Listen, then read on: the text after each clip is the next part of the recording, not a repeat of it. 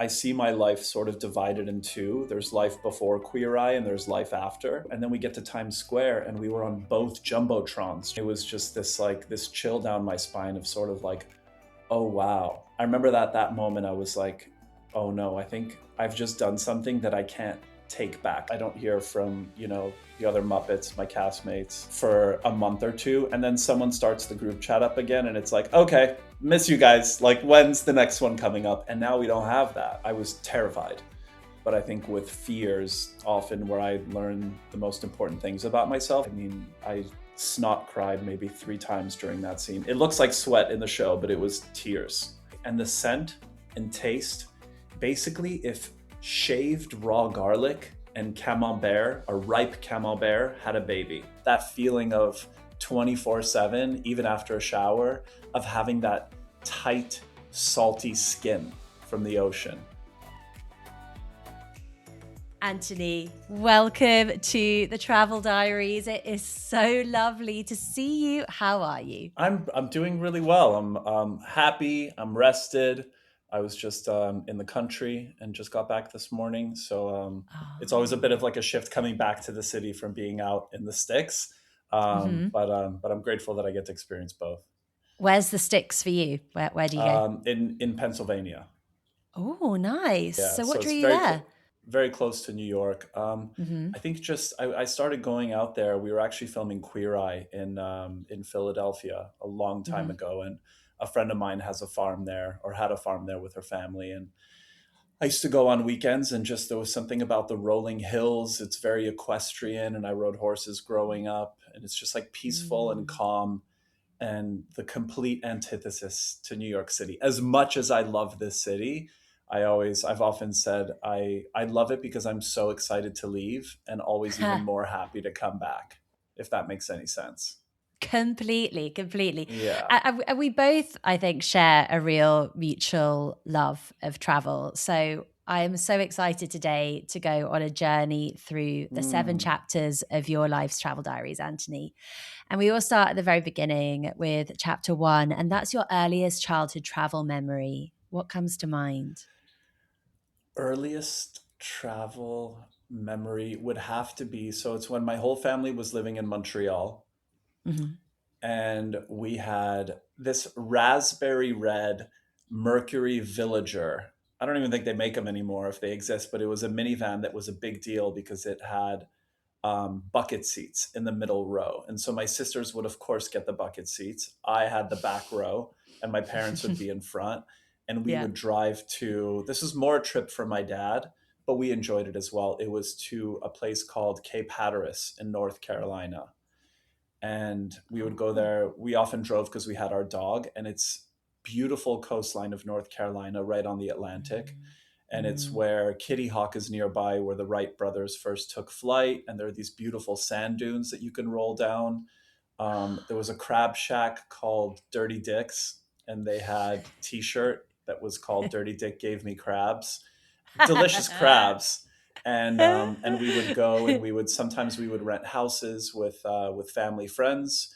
And then when I went just with my parents one time, we stayed at this motel where fishermen would stay. And so at like 5 o'clock in the morning, they would be out doing their thing and then come back, and it would just reek of the insides of fish. And my dog would absolutely love it. So we experienced the They get highs and the wild. lows there, and got to really, but it was beautiful because it was just these like endless beaches, painfully quiet and just very serene. And there was an area called Canadian Hole where all the Canadians would go windsurfing.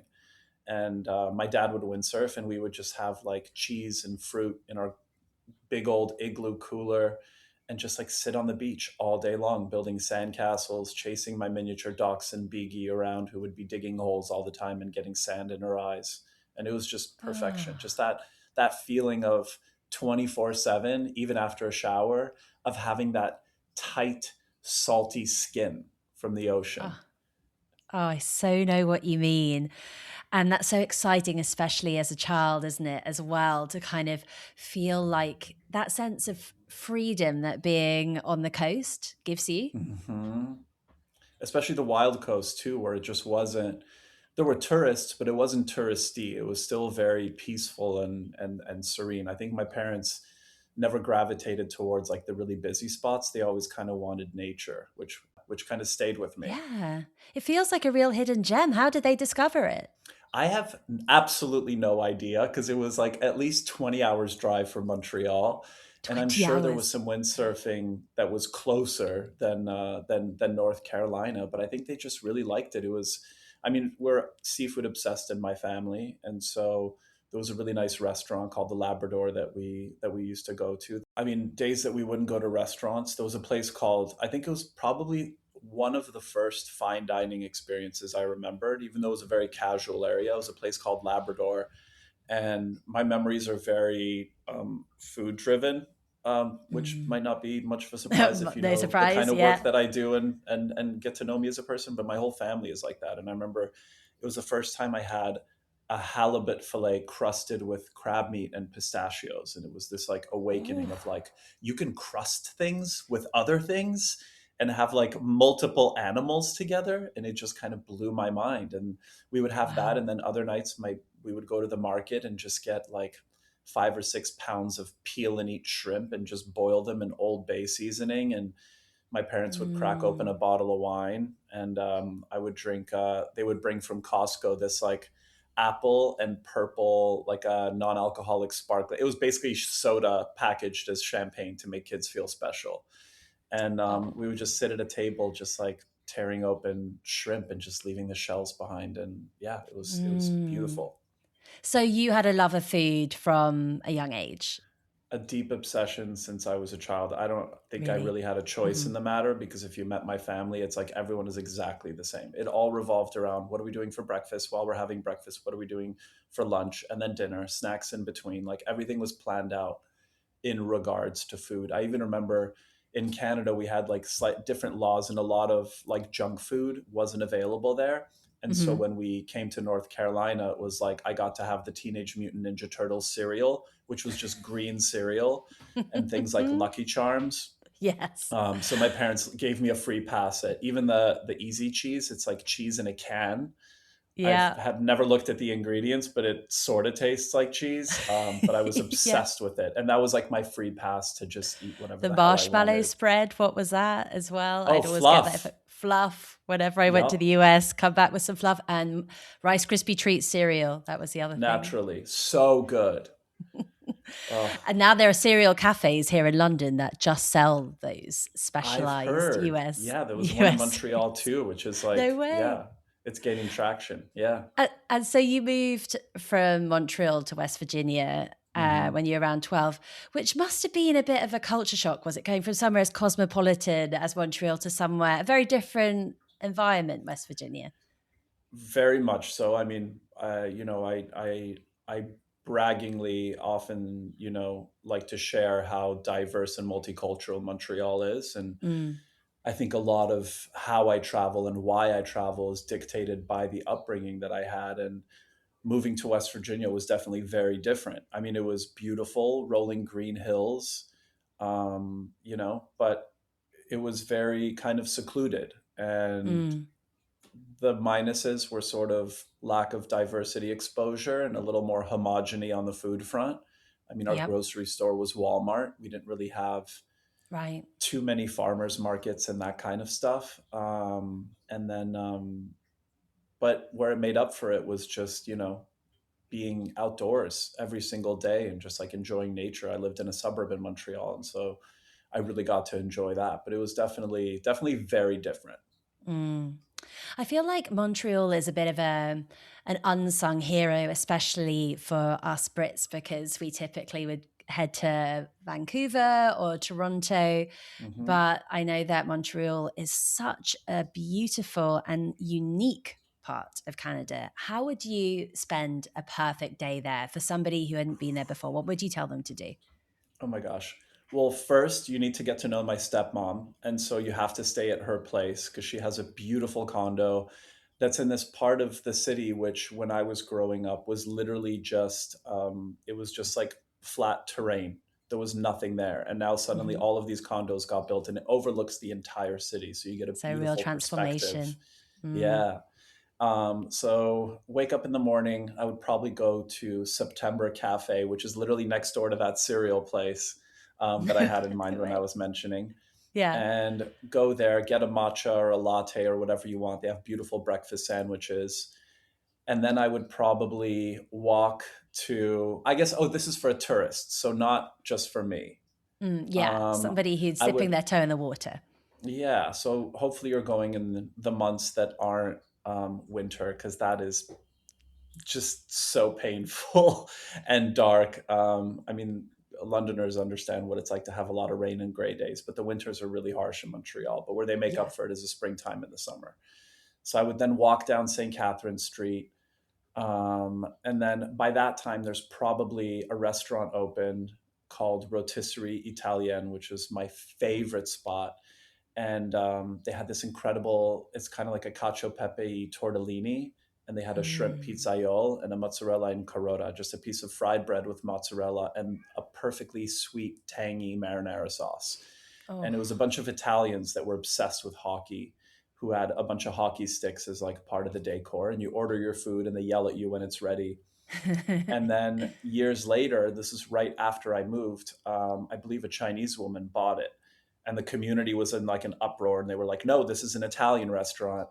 And she ended up, all those chefs left because they had retired. And they were all old Italian dudes. And they trained all of her new staff how to properly make the cuisine. oh my God. And so That we feels went like a back movie that after. needs to be made, Yeah. And we went, and the right? food, I'm not kidding, was just as good. And it was so nice that No. they had really honored the technique and the ingredients and everything. They didn't change a thing. Still just as Oh, sassy when wow. you ordered your food and they yelled at you when it was ready and you picked it up on your little plastic tray and you sat down. So I would have that meal there. What a story. Yeah. And then probably take a walk to the McGill campus, which is a beautiful university right in the heart of Montreal. I did not attend there. I went to the rival school, Concordia, but I lived on the McGill campus because it was so pretty. And it's just so nice to walk around there and see some of like the old, like early 1800s, late 1800s architecture. And then I would probably take a walk up to Mount Royal, which was designed by the same architect as landscaping architect as Central Park in New York and other Oh, parks in New York as really? well. And so it's such a beautiful, because you can take a long stroll, like a nature mountain walk, and then you can walk through the streets, and everyone is out there in the summer playing tam tams, and it's like the city really comes to life, and everyone just flocks there with their bottles of wine and What's tam joints. tams? And tam tams is sort of playing, it's like a drum thing. It's like so we have a really big I believe it's Lebanese, but we have Oh, a really big Lebanese community, and they go there and they just play these drums and they just jam together, and people oh, bring their nice. instruments and people just start dancing. And it just goes on from like it goes on Sundays in particular, but on the weekends just everyone is out just picnicking and just chilling, which is Oh, so the dream. idyllic. Yeah. And then I think by that point, you're probably hanging out outside a little bit, getting a little hungry again. And then I would probably go over to the Outremont area, which is sort of like a slightly more affluent French Canadian and Hasidic Jewish area in Montreal that has like beautiful homes. And I would go to a restaurant called Le Méac, which is like a classic French brasserie. They have a special every night. Their beef cheeks are to die for. And I would probably Mm-hmm. have like a nice frisee salad with like a little cracked poached egg and some crispy lardons, and finish with some beef cheeks and some creme brulee.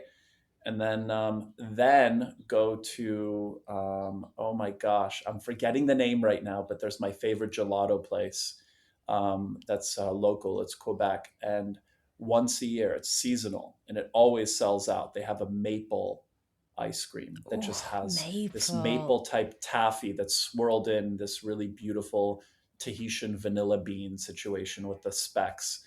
And I would Mm. just have a little scoop of that in a cup or a little waffle cone, and then make the long way back to Sylvie's, and she would make me a nice herbal tea, and then call it a day. What a day. Oh my God, my Yeah. stomach is rumbling. Well, well, I'll include all the places that you mentioned in the episode show notes because so many Please. great tips there. And oh, wow, doesn't that make you want to go to Montreal? The ice cream place is called Bill Bouquet. Bill Bouquet.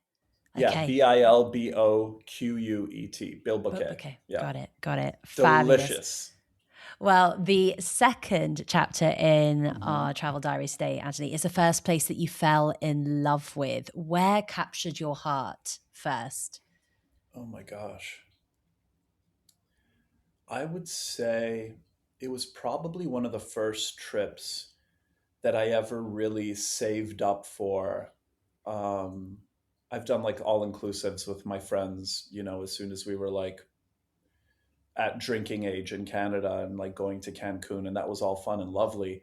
But I think the Mhm. first one that really hit me was probably a trip I took to Florence and then Rome, Oh, yeah. ages ago, way before the life I have now. And I remember what a big deal it was booking my own transatlantic flight and planning the B&B in Rome and in Florence as well. And it was so magical because I just found these like Mm. beautiful little studio lofts. I took recommendations from other server friends that I was working with at Bond Street Sushi, where I was a server at the time. And I went This to a is in New place York? this is in New York. Yeah. Yeah. Yeah. So it was like a big deal. And I remember how much I fell in love with Rome and just walking. I went to Campo de Fiori every single day for those beautiful wild strawberries. Mm. And it was a gorgeous trip because I love walking and I'm not the best driver. I'm working on it now that I need to drive a little more, that I have a place in the country. But Hmm. I think the best way to explore a city is really by foot, because Oh, you have yeah. your place that you're going to, but then you find a little shop on the way and you get distracted. And it's like not having a set schedule and getting a little lost is always the best discoveries are always made that way. Yeah, totally. It's like its own form of slow travel in a way. Exactly. Yeah. Yeah. Yeah. Yeah. And so at that time when you were living in New York and you were auditioning, you were an actor, for my listeners who don't know, what was the big break into Queer Eye? Like, how did that all come about? Yeah. I mean, yeah, I was in New York like millions of others coming from all over the world. And I was hustling. I was working at Bond Street as a server at a sushi restaurant. That's a bit of like an institution in New York. As a personal Mm. assistant, I was working in a gallery, just trying to make ends meet and trying to not have to go back home with my tail between my legs. And Yeah. just like I was stubborn when I moved here for school, and I decided like either way I'm going to figure out how to not only survive but to thrive in the city. And I was getting older. I graduated. I was booking parts, but I wasn't booking the type of parts that were really moving the needle. And a friend of mine mentioned that Queer Eye was being rebooted with Netflix. That it was going to be a lot more documentary storytelling. Mm. And I decided, you know what? I'm not getting any younger. I wanted to be in traditional film and TV, but I was very passionate about food. But it was something that up until then was very personal and wasn't Mm. anything that I thought about, doing in a professional capacity, except for one video that I did.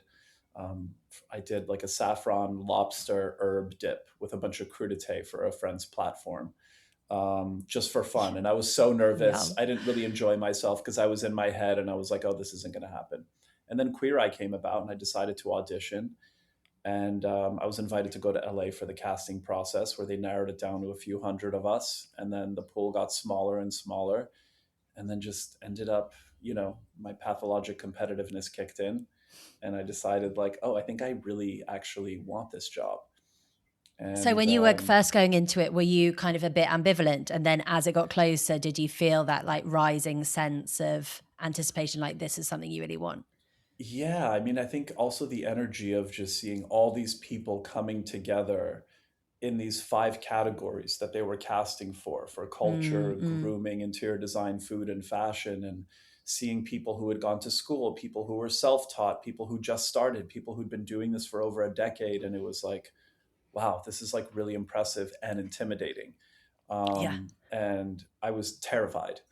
But I think with fears, often where I learn the most important things about myself. So I have this thing in my system where I'm scared of a lot of things, but I try not to be ashamed of it. And I just kind of like try to like barrel through. And yeah, I'm glad I did, because it literally changed everything. And did it feel like an overnight change in your life? Yes and no. I think on one end, with the show coming out, I remember we had our first press hit and we were driving up to Times Square to go for like a live television segment. and one of my castmates suddenly started screaming, saying saw us on a bus billboard, and I was like, holy shit, like I've never It's like your seen Carrie myself Bradshaw like moment. that. It was so exactly, I Yeah. understand that reference.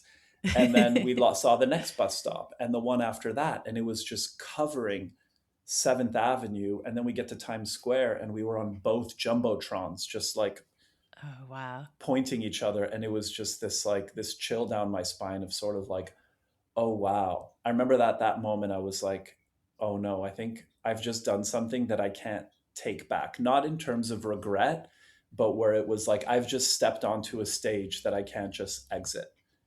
I got to Yeah. do the thing now. And so I was excited, but also terrified. So in that respect, Netflix dropped Queer Eye. It was their first unscripted show, and I was told they dropped it in all 190 territories and countries simultaneously, which typically there's a Whoa. rollout plan.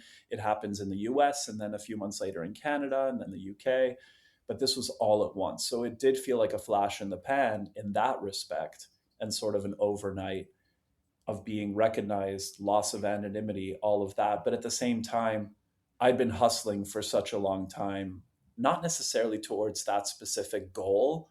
But even now, I'll contradict myself because when I look back, I'm like, okay, my psychology major in Yeah. university totally made sense. Working in restaurants, I come from a family that is deeply obsessed with food. I worked as a personal assistant for the ex food and wine expert on Queer Eye, which feels like a connection of like Ted. that it was with Ted Allen that, Yeah. but not one day that I worked for him, I thought, oh, I'll do the thing that you did one day. But I was learning from him all throughout. So when it happened, I kind of had this skill set. It's It was actually now that destiny. It was destiny, I Anthony. mean, yeah, we All can things call it happen for a destiny reason. maybe. Yeah. I mean, we would, thinking about it now, it's like when I was growing up, my mother would cook, but I wouldn't cook with her. So I watched because she was very like in control, the way I like to be in a kitchen. But I'm softening in my 40s and letting people help a little, especially my partner. But I realized that I've had these moments in my life where I would learn from someone and not immediately partake physically, but just kind of study and watch. And that's been like a through line where I learned from Ted, not knowing that I was going to do that, but then ended up having this path. So it's interesting how I think there's a message there or something about the importance of just like being a student and shutting up and listening and just trying to take in as much information as you can. I feel like you've just so naturally segued us through chapter 3, which is the place where you learnt the most about yourself. Because I Mm, mean, this is it, right? This was in New York and yeah, everything, that whole trajectory up until that point. Would you sure. say that would answer that chapter for us? I mean, I feel like I look at my life when I reference, if I'm speaking to childhood friends or family members or even newer friends, I see my life sort of divided in two. There's life before Queer Eye and there's life after. Mm-hmm. Um, I remember when the show first came out, an actor friend of mine, who's like well seasoned and very successful. I remember he came up to me and he was like, "Wow." He's like, pretty insane, like what's going on with like the show and everything. Like, congratulations, because we used to act together. And he was like, it's this like crazy overnight thing. He's like, how are you feeling? And I was like, well, no matter what, I'm not going to change. I'm going to stay exactly who I was before. And I'm still going to be the same Antoni from Montreal who's been like hustling in New York. And I'm never going to let go of that because my dad would always tell me, like, stay humble, stay humble.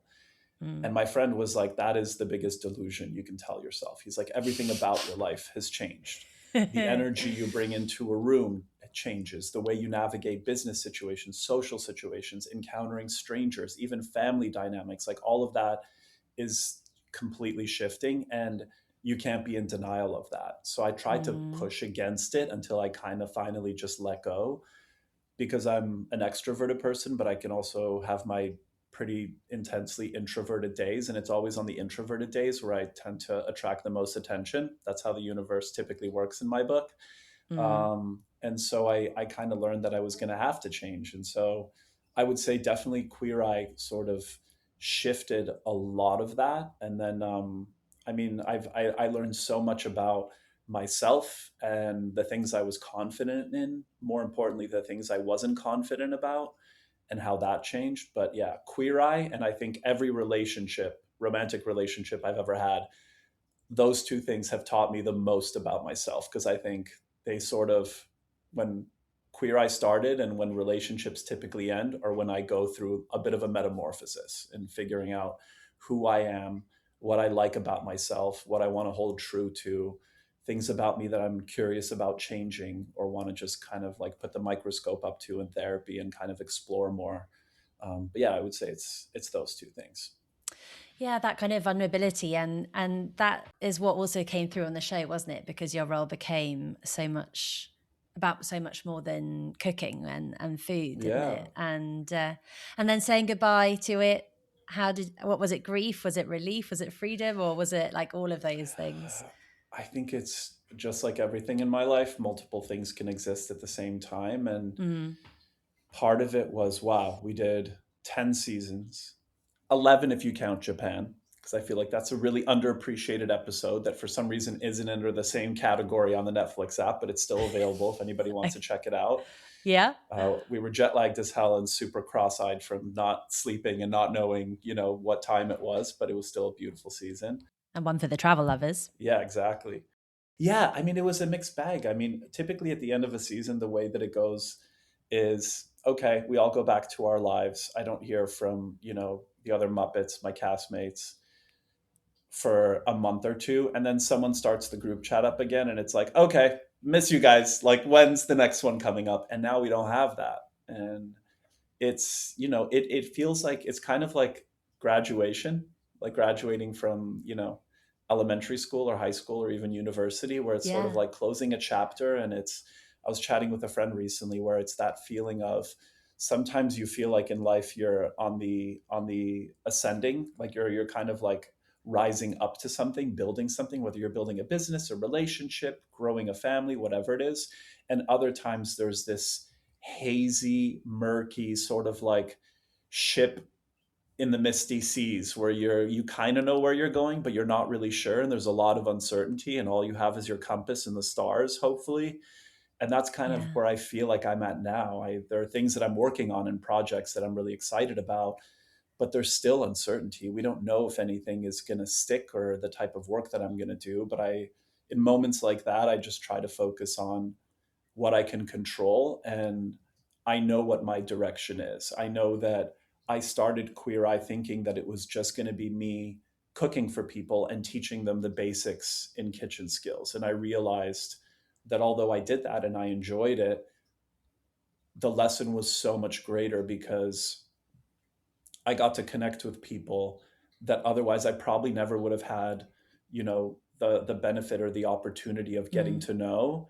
Mm-hmm, And mm-hmm. that helps me understand the world a little better. It helps me understand, not necessarily agree, but understand people who view things very differently than I do, who have a different set of values based on their own experiences. And I kind of get little bursts of that when I travel too, whether it's a Yeah. personal travel, like when I went to Rome, as I was mentioning, or when I was in Senegal for No Taste Like Home, where I can have a lot of stuff going on internally and a lot of, sadness and pain and rage and confusion and anxiety.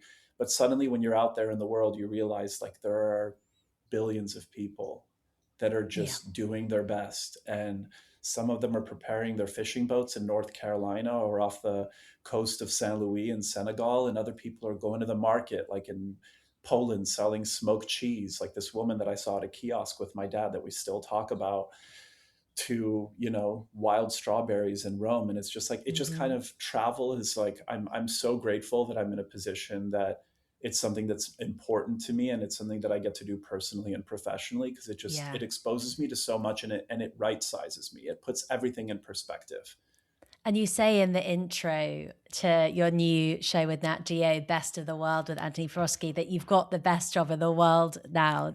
And I truly, I do. mean, right? I mean, getting to see these four cities and get under their skin in all these different ways, it must have been so much fun. Chapter 4 is your Mhm. all-time favorite destination. Is it one of the four cities that you uncovered in the Mm. show? My all-time favorite destination. I say this now because last year was probably the year that I traveled the most in my life. And I was, spent more nights in hotels than I did in my own bed.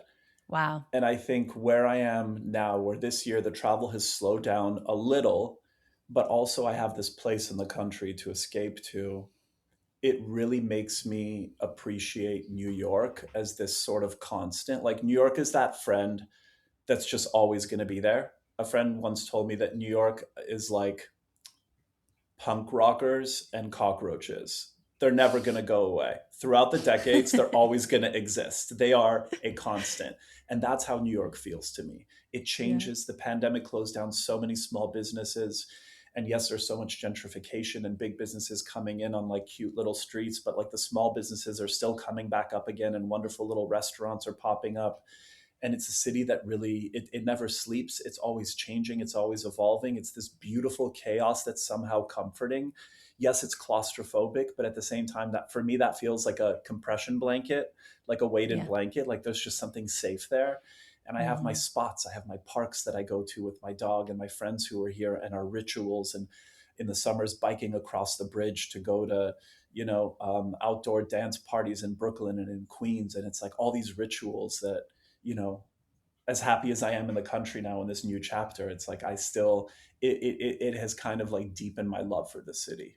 And you Maybe can because I don't get to feel be there that in as the show often. as well, right? You can Oh really feel yeah. that. Yeah. I just finished watching the Mexico City episode Oh my and gosh. absolutely, oh my gosh, it's such a beautifully made show, obviously helmed by such a fantastic host. But it was just so nice to really see that restaurant that you went to and Rosetta, yeah. yeah. What was your highlight of Mexico City, would you say? So embarrassingly, Mexico City is the only city in our first season that I'd never been to before. And as someone who loves architecture and food alone, Yeah. it's shocking that I'd never gone. I tried a couple Yeah. of times and then things got derailed with work, but I'm glad I made it. Because I remember even in Roma Norte, I think was one of our first stops, and you're walking and it's like, okay, the streets are wide like North American streets where you don't feel like you're in Europe. But then you have the architecture kind of nods at a little bit of that, and then the food is altogether so different and so complex. And then the vegetation is such a Yes. massive character because the city was built Yeah. on a lake by the Aztecs. And understanding these canals that still exist, when we went canoeing with my friend Ricardo, who's like such a lovely contributor on the show and an Yes. architect Yeah. himself and a local to Mexico City. And it's like you're walking and there's just vines overgrowing everywhere, and it's so intensely cosmopolitan, yet you're constantly reminded that nature rules, because the vines and the root systems of the trees are just breaking through the concrete in the streets and growing Hmm. up buildings. And it's just this like this beautiful lost paradise, and it's such a recognizable city, yet it still feels like a secret for somehow, or at least it did to Mm. me. And Mm. then ending it with this, festival with the Alebrije festival was just, I mean, S- I snot cried maybe 3 times during that scene. It looks like sweat in the show, but it was tears. It was so colorful and so exciting. I mean, Hmm. what a thing to, I think that's a cultural thing that I'm going to add to my bucket list to try and attend one day. Like, it was Oh my just gosh. It magical. was out of this world. And genuinely, the producers, yes, I am an EP on the show and we have conversations about the different things we want to do, but that was one where they withheld information from me because they really wanted to see that element of Your surprise reaction. when I like Mm. showed up. And they did text me sort of saying like, this is the, because it's just basically for anybody who hasn't seen the episode yet, it's this beautiful celebration and this, I see it as like a peaceful protest for things that Mexicans value. And it's manifested in these massive paper mache fantastical creatures made of 10 different animals and colors and textures. And they told me to look for a specific one, and as I'm walking I see one that had little poems on it, and then you're learning that these are survivors of breast cancer. And then Mm. suddenly there were statements about immigration and how the US and Mexico were connected through the cornfields. And it was Mm. just like, once it just kind of it hits you in stages, and it just like gets closer and closer to your heart until you're just like, welling up and your tears are just, blobs. Yeah. But it was so But the energy is beautiful, almost is really celebratory, isn't it? so celebratory. And this Yeah. is something, all these That artists are juxtaposition. self-funded. Mm. Yeah, they spend months building these things and, using their own money to do it. It's not commissioned by anybody, just supported by the Folkloric Museum, which was such a great partner in all of it. And it was such a beautiful ending to my experience there. Gorgeous. Well, that is in itself a bit of a hidden gem experience. Chapter 5 is one of my favorite chapters. Your hidden gem, a place that you love that maybe my listeners might not know so much about. I would say Kuching in Borneo. So I was there filming my episode with Henry Golding for No Taste Like Home, which was another show for Nat Geo that I did last year. That is basically like family history through food, where we take a celebrity to their country of origin and explore a dish that they remember from childhood, and we unpack what was going on sociocultural, politically. And Borneo was by far one of it. It just completely, there's no comparison for anywhere else that I've ever been in the Yeah. world. And Kuching itself was the main city where we in the capital where we stayed when we were filming, and we would drive out to the outskirts to see where Henry's ancestors came from, in these long, beautiful indigenous Iban houses that are still inhabited. But in the city itself, they had a regatta going on in this beautiful canal that was passing, and all these markets and stores, and it was very it was like this wonderful melding of Islamic traditions and also Catholic, I believe. And it was just, I remember I was there. My groomer Anna is a very close friend of mine, and after shoots, she knows that I have to land, so we would love to go for long walks together. And she was telling me, she's like, as a woman, she was like, I feel so safe walking here at night, which is something that I never Mm. really considered as, a Mm. cisgendered white man, of what it's like to be, any type of minority or a woman walking in foreign cities. Like, you have to do your research, and most places are very safe, but of course you want to be careful. And so that really hit me. And then they had all these like incredible food kiosks, and it was just, I just felt somewhere so foreign, where no one spoke English in the best way. Kind of reminded me of Japan a little bit, where it was just, you had to make way with gestures and with softness and kindness, and trying to just communicate what my needs were at a store, or my curiosity. And it was just Mm. very, very healing. I would go on morning and evening runs, because there were no gyms there. That's where they're lacking. But beautiful running paths, and I would go for nice long runs just to like shake off the day. And it was just stunning. I mean, the sunset's there, and very humid, but worth the trek. You know, the iconic chef Raymond Blanc, he was one of the first guests that I ever had on the podcast like 6 years ago. And that was his hidden gem too. So Really? another culinary icon shows it. Wow. Yeah. Yeah. Oh my gosh. Did you have amazing Okay. food there? Like, was there like a particular like bite that you Oof. had that Oh sticks in your yeah. memory? We had wild eggplant that was stewed, that was really beautiful, and we had these sautéed ferns. I've never had so many ferns in my life. I didn't know they were Ferns. I edible. don't know if I've ever Yeah. eaten a fern. I mean, Yeah. Have I? fiddle leaf ferns I've had in the springtime that kind of look like little millipedes rolled up. But so many ferns. And then one of the most interesting things that I had, I'd never tried durian before. And during one of our pre-production dinners with the whole crew, they served a side of durian, and a lot of people shied away from it. Understandably, it's a very intense flavor, but very adored. What did you I think? tried it, and our Yeah. camera op, he gave the best description. He was like, basically, because this was stewed durian, it wasn't fresh, and so it was very warm and very glutinous, and sort of like it was kind of like an oatmeal or a grits consistency. And the scent Okay. and taste, basically, if shaved raw garlic and camembert, a ripe camembert, had a baby. So you have the Oh, so savory. sharpness of garlic, so savory, and then the That's not what I was funk of a expecting. stinky camembert. And it was like, where it's borderline, for lack of a better word, rotting. I'm not And sure that you're selling it for me though. I mean, is it something that I wake up thinking about wanting to have? No, not every day, but it was still such a unique experience. And Because it's the such a fact that it was delicacy in that all part of the world, isn't it? such a delicacy, and there was something very animal about the taste of it. There was almost very like certain offal like, but at the same time, it was purely vegetal. So it was just completely vegetarian. And it was just incredible that nature could produce something like that. Yeah. Oh, how fascinating to get to experience that. That's Oh, like yeah. a something to kind of tick off. Like I've tasted that. That's like a Totally. But the yeah. ferns, I wish we could get those here. Like beautiful, just bamboo shoots and sort of the sticky rice that's Mm. cooked in the bamboo that you just like tear away with your hands. And it's just these perfect little globs just to sop up any sauce or side dish that you had. It was lovely. Wonderful. Well, our penultimate chapter, very much in contrast, is Mm. your worst travel experience or a place that you would never go back to, like somewhere that you didn't connect with. Oh my gosh. I think a place that I didn't connect to.